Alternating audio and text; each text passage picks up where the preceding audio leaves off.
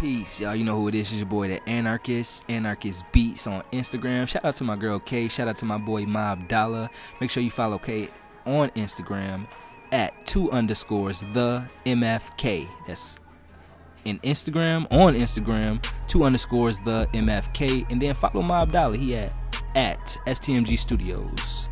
And where can they follow you? I'm here with my girl Ariel, the producer of The Lower Level. What's up, Ariel? Hey, what's up, y'all? Y'all can follow me on Twitter at ARIEEE. That's Ari at ARIEEE.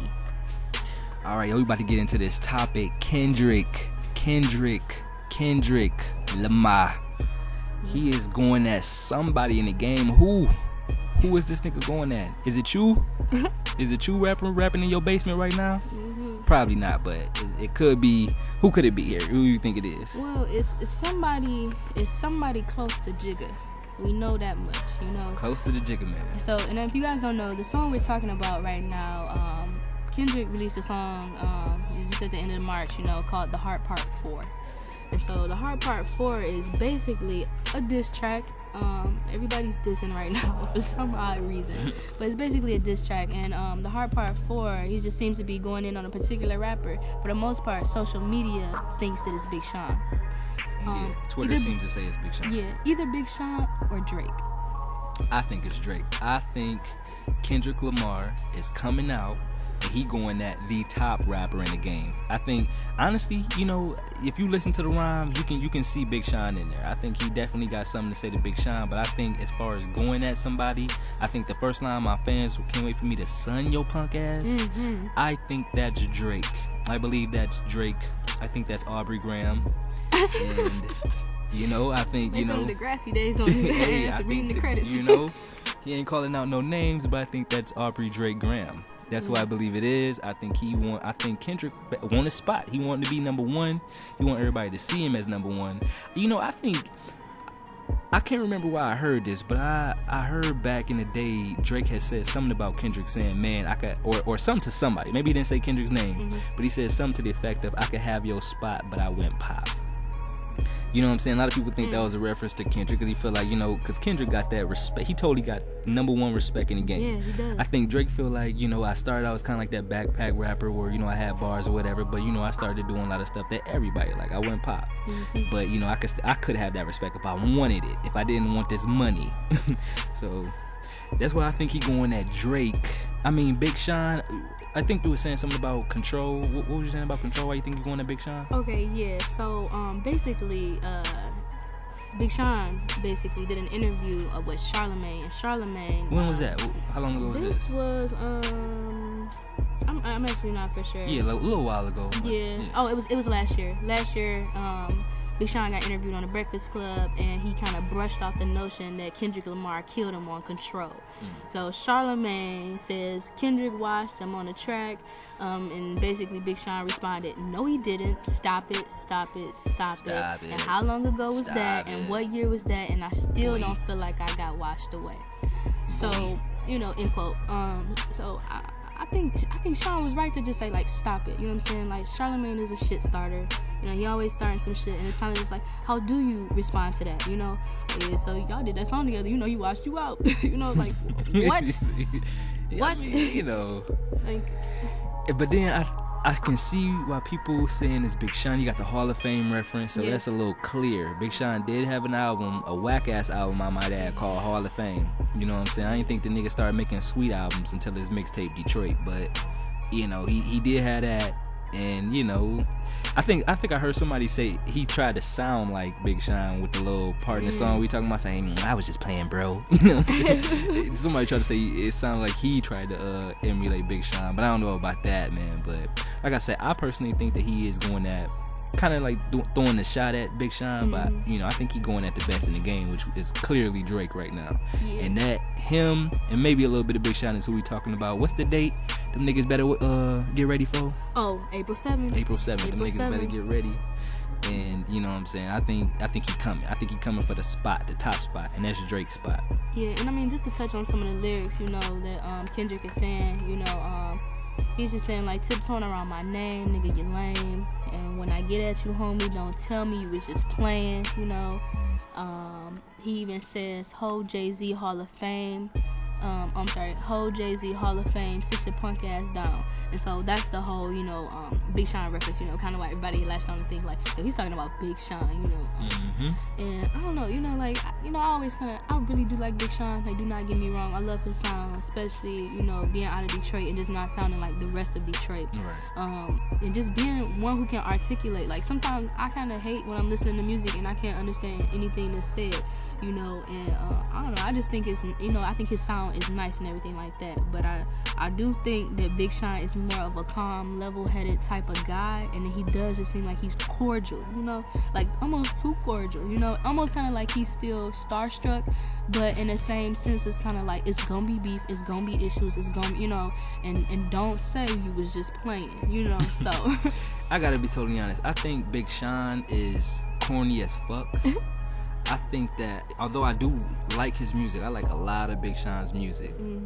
Just like with Drake, I mean, I like a lot of Drake's music, but when I listen to a lot of it, I'm like, this nigga's is soft as fuck. You know what I'm saying? Usually, you know, but Drake you know, is a big time sampler though. You know what I'm saying? So Big Sean samples too. Yeah. Big Sean is a heavy, you know, everybody samples. But now. I mean, okay, we'll get to that. Yeah, but I would say Big Sean, even though I think he's a really talented dude, he writes incredible songs. Yes. In fact, I think his best work, besides the Detroit mixtape, is the work that he did with Jhené Aiko, the 2088 Woo, EP. that was it, man.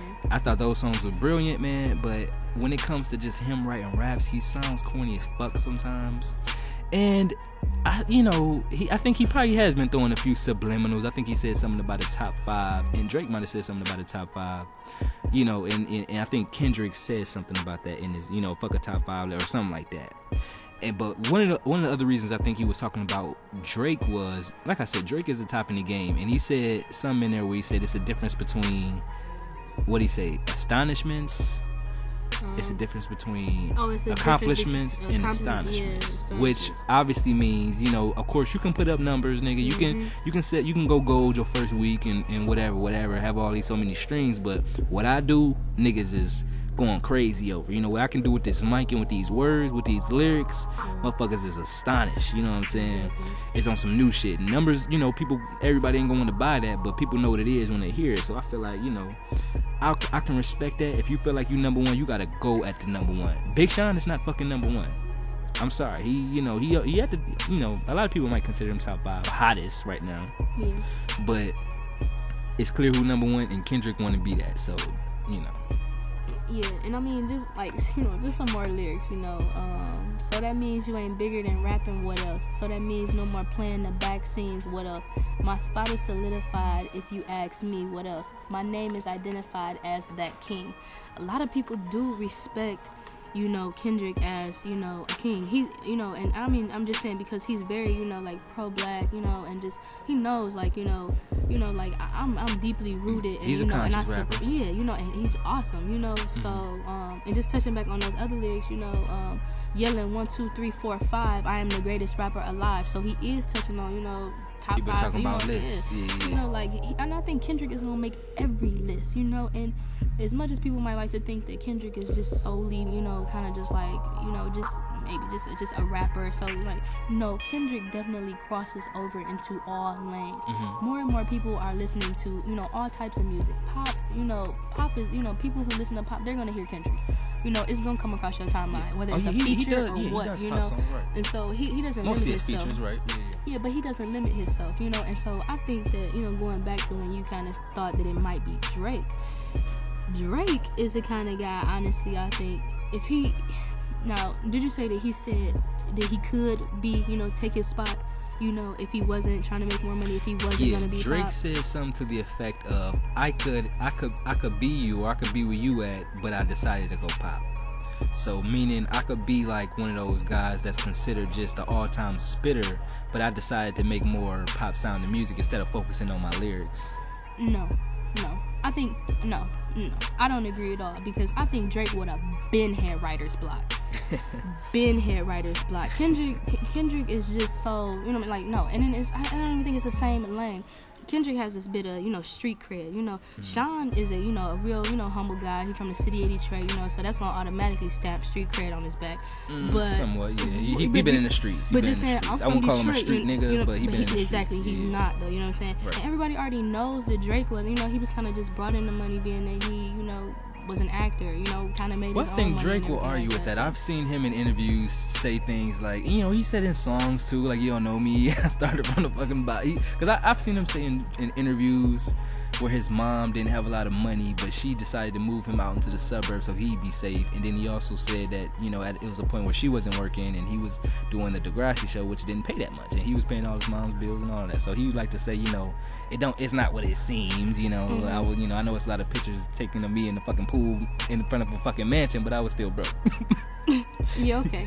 Anyways, I was still broke as hell. Yeah, anyways, well, it seemed like I was living alright, but what I'm saying is Kendrick, like you could not stand in Kendrick's shoes. You just couldn't. You couldn't sound like this man. You couldn't. I mean, you would though, because I know you, Drake. I know you like to, you like to use people as muses, like, Drake's album. Good way to put it. Yeah, you know what I'm saying? Could have just said you like to steal nigga shit. But. I mean, like, it's a song right now that I like of his. I can't even think of the name of it right now, but for the longest when I was playing it, I was just like, I know this sample, like, I know that, like, it just sounded so familiar to me, and then it hit me.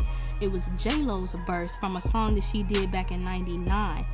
Which, everybody was saying, oh, him and J-Lo done kicked it, you know what I'm saying? And it's just like more and more things that I hear in his music, and that you can tell when he's dating a new girl. Like when he was doing like the little reggae vibe, he was dating Rihanna, you know what I'm saying?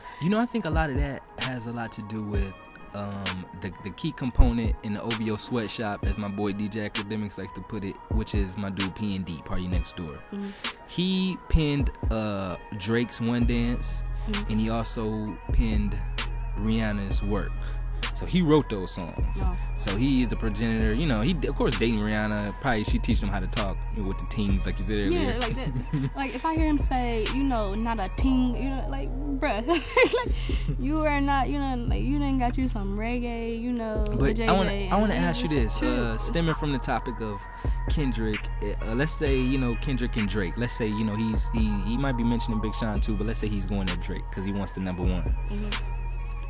Do sales matter? And I ask that because obviously Drake not too long ago just dropped his More Life playlist.